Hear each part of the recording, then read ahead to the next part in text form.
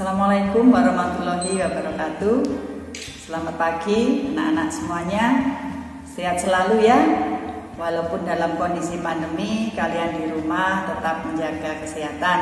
Karena dengan sehat, kalian bisa melakukan berbagai aktivitas. Utamakan sehat dulu, mengikuti protokol kesehatan yang sudah dianjurkan oleh pemerintah. Pada pagi hari ini kita akan mempelajari lebih mendalam mengenai siklus menstruasi dan proses fertilisasi sampai nanti terjadinya embrio, kemudian menjadi calon baby dan keluar sebagai baby.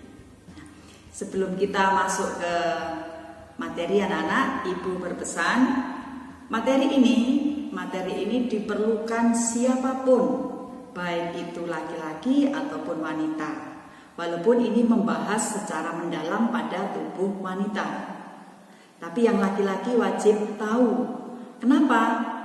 Karena kan nanti pasangannya wanita, juga mungkin punya keturunan nanti atau punya anak nanti wanita. Jadi harus tahu, harus bisa menjelaskan karena ini adalah ilmiah. Siklus menstruasi merupakan proses luruhnya sel telur atau yang disebut ovum, diikuti dengan lepasnya, robeknya dinding endometrium yang tersusun atas pembuluh darah. Siklus menstruasi ini akan terjadi bila telur yang dihasilkan oleh ovarium tidak dibuahi oleh sperma. Contohnya, kalau pada anak-anak gadis yang belum menikah, pasti akan terjadi menstruasi karena di situ tidak terjadi proses pembuahan. Pada umumnya, siklus menstruasi itu berlangsung selama 28 hari. Siklus menstruasi terbagi menjadi beberapa fase. Yang pertama, fase menstruasi. Kemudian dilanjutkan fase proliferasi. Lanjutkan fase sekresi. Fase sekresi ini dibedakan dua, fase ovulasi dan pasca ovulasi.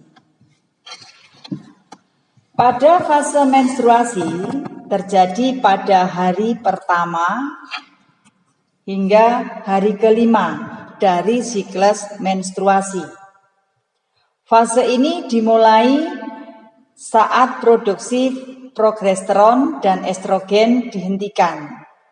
Nah, pada fase ini, dinding rahim yang semula menebal untuk persiapan calon baby itu akan luruh disertai dengan pendarahan. Nah, pada fase menstruasi ini anak-anak, misalkan perut kalian mengalami sakit, yaitu wajar. Itulah yang dinamakan wanita, karena laki-laki tidak pernah mengalami sakit ini. Di mana dinding rahim yang tadinya tebal untuk persiapan calon baby itu luruh beserta sel telurnya. Jadi rasa sakit itu ya kita nikmati saja anak-anak.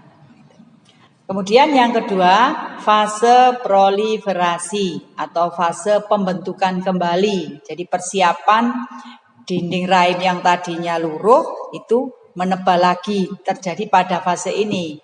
Pada hari ke-11 sampai ke-17 setelah hari pertama menstruasi. Nah, pada saat itu FSH memicu pematangan folikel untuk mengeluarkan estrogen yang menyebabkan pembentukan dinding rahim. Fase sekretori dibedakan menjadi dua, fase ovulasi dan fase pasca ovulasi. Nah, pada fase ovulasi, estrogen menghambat FSH. LH-nya meningkat sehingga merangsang pelepasan oosit sekunder dari folikel. Nah, pada masa ini dikatakan masa subur. Jadi apabila seorang sudah menikah ingin mendapatkan anak, disinilah terjadinya masa suburnya. Pasca ovulasi terjadi penebalan endometrium karena aktivitas progesteron. Nah, bila terjadi pembuahan, produksi progesteron dan estrogen akan dilanjutkan sehingga terjadi penebalan pada dinding rahim. Nah, sekarang fertilisasi dan kehamilan. Fertilisasi merupakan proses peleburan inti sel sperma dan inti sel telur sehingga terbentuk zigot. Proses fertilisasi terjadi di tuba Fallopi. Sel sperma dapat menemukan lokasi sel telur karena sel telur menghasilkan senyawa kimia berupa hormon progesteron. Selain itu, juga karena adanya sensor panas di tempat sel telur berada.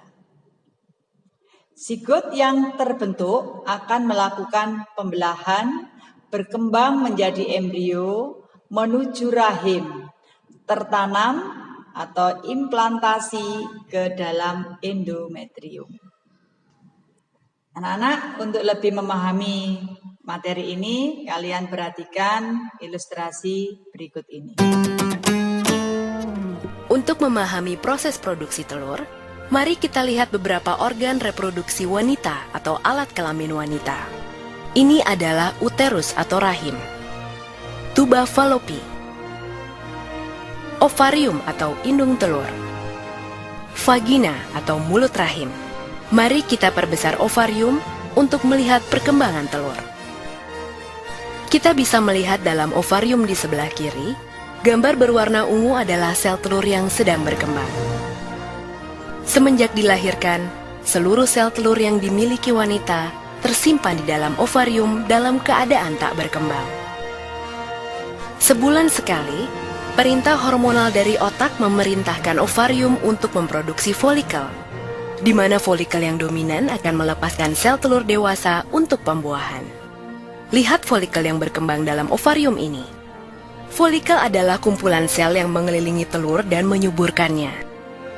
Pada masa ini, selaput rongga rahim menebal untuk persiapan pertumbuhan sel telur yang telah dibuahi untuk menjadi janin atau jabang bayi. Selain itu, ovarium menghasilkan hormon estrogen dan hormon progesteron. Bila kadar estrogen mencapai puncaknya, maka hormon ini akan memberi umpan balik ke kelenjar di otak untuk melepaskan atau menyetop LH. Untuk menyiapkan telur,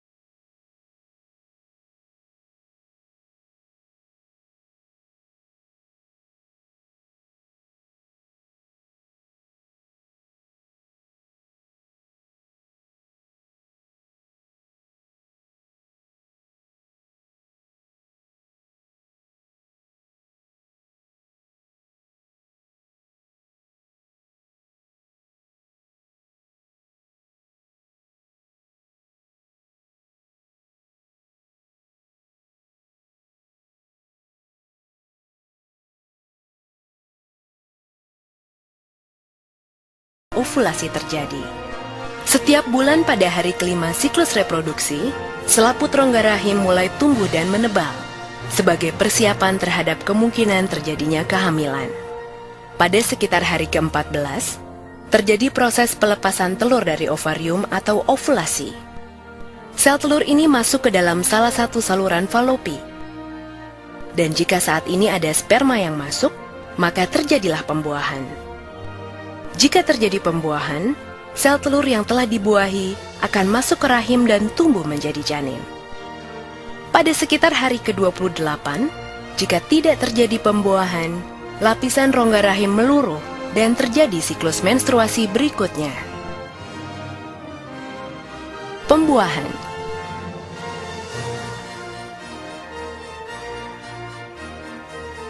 Jutaan sperma dilepaskan dalam satu kali ejakulasi saat puncak senggama.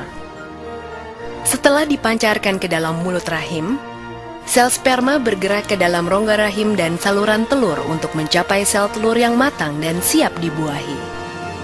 Dari jutaan sperma yang dipancarkan, hanya beberapa yang dapat bertahan hidup mencapai indung telur, dan hanya satu yang akan bertahan hidup mencapai indung telur.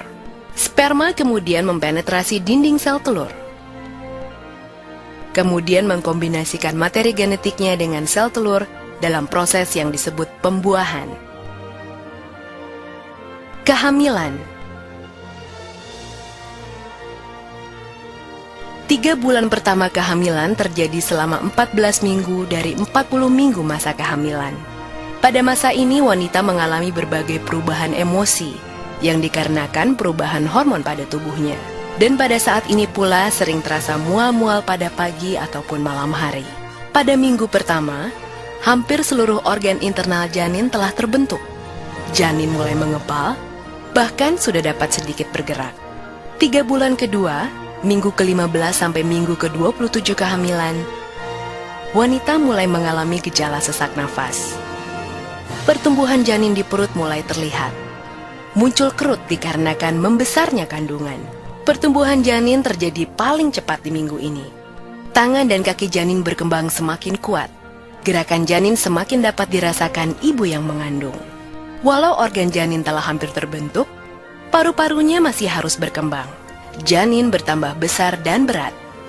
Pada 3 minggu terakhir, minggu ke-28 sampai 40, bayi dan paru-parunya terus berkembang. Sulit bagi wanita menemukan posisi yang nyaman, baik saat tidur ataupun terbangun pada usia kehamilan ini. Pada akhir minggu ke-40, bayi terdorong ke bawah. Hal ini merupakan tanda persalinan akan dimulai. Nah, anak-anak, demikian materi pagi hari ini. Semoga materi ini bisa kalian pahami dan bisa kalian ambil manfaatnya bagi kehidupan kalian, sehingga kalian nantinya akan menjadi anak yang bisa dibanggakan orang tua kalian, menjadi anak-anak tunas-tunas bangsa yang tidak melanggar norma agama maupun norma sosial dan masyarakat yang ada. Dan yang terakhir anak-anak, kalian harus tetap jaga kesehatan. Saya akhiri, Assalamualaikum warahmatullahi wabarakatuh.